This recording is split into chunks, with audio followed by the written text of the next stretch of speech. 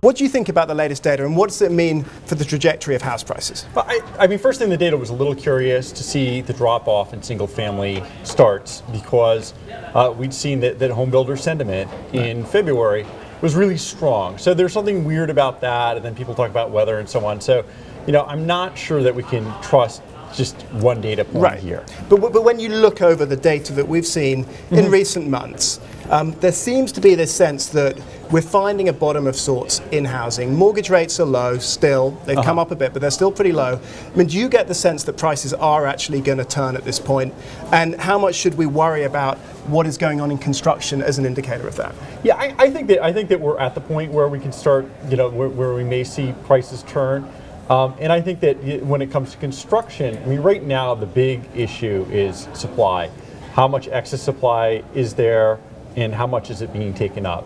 So the less construction there is, the less is being added to supply, and the more quickly we're going to see sort of the So healing arguably what you're saying is, when you get these bad numbers on construction, we should be celebrating. We should be saying, look, actually that means there's less inventory, there's more chance that prices are actually going to recover that much quicker. Yes. Yeah, absolutely. And it's hard to tell where the inventory is right now, but it seems that we are, sort of getting to the point with population growth, with all the people who are living with their parents, that as the job market improves, that we're going to get sort of more household formation and really start to sop up some of the supply. And does it make sense at this point to think of U.S. housing as an aggregate number? I mean, it seems to me what's happening in Phoenix, what's happening in New York, what's happening in San Francisco are such different issues.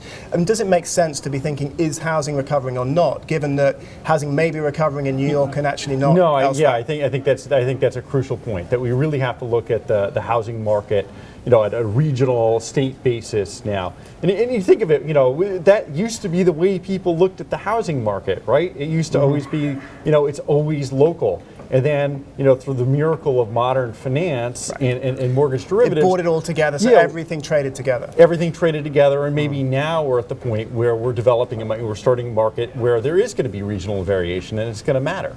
So the big question that I have for the housing market is, we've had interest rates start to rise at this point. If you look at 10-year treasuries, the yield has started to move up. And that should mean, if that continues at some point, that mortgage rates move up as well. How much of a threat is that when it comes to prices, that it will actually cut off a recovery? I think it really depends on how fast the move is in mortgage rates.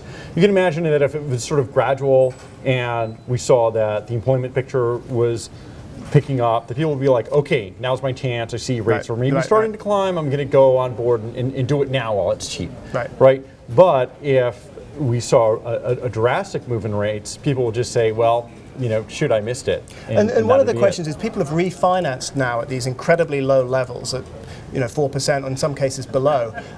What is the risk that if we actually get back to a more normal environment, that actually interest rates rise back, mortgage rates maybe to 6%, that those who have financed at these very low levels will just never be able to afford to move house again, that actually you're never going to give up a 4% mortgage to move in a 6% environment? Yeah, I can imagine that people would be thinking about that type of issue, but also there are a lot of other things that are involved with buying a house, like you have a baby, you retire, you get married. All of these sort of life decisions are really what move people around. Okay, but net, when you look ahead, are prices going to recover at this point in the major markets? Are we going to see this recovery in confidence continue?